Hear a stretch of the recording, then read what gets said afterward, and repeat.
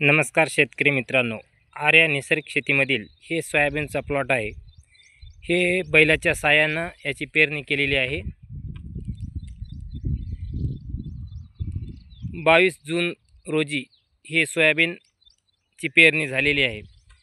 महाराष्ट्र शासन कृषी विभाग यांच्या मार्फत हे बियाणं उपलब्ध करून दिला होता।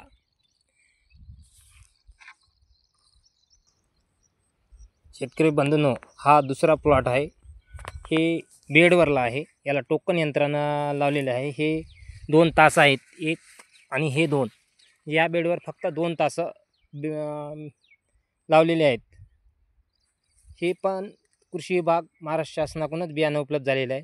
याच वावरामध्ये म्हणजे तिसरा प्लॉट हा 2-2 तासाचा प्लॉट झाल्यानंतर याच्यामध्ये तिसरा प्रयोग म्हणजे तिसरा प्लॉट, यामध्ये याच बेडवर 3 तासाचा प्रयोग। म्हणजे शेतकऱ्यांना कुठे उत्पन्न मिळते ते आपल्याला समजेल। बघा, हे 3 तास आहेत, 1, 2 आणि हे 3, म्हणजे एका बेडवर 3 तास। आर्या नैसर्गिक शेतीमध्ये कोणतेच रासायनिक खत किंवा औषध काहीच वापरत नाही। गाईच्या गोमूत्रापासून, शेणापासून, अनेक धान्याच्या पिठापासून टॉनिक बनवून ही आर्या नैसर्गिक शेती केली जाते।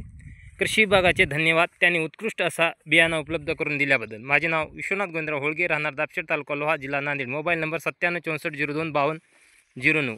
धन्यवाद।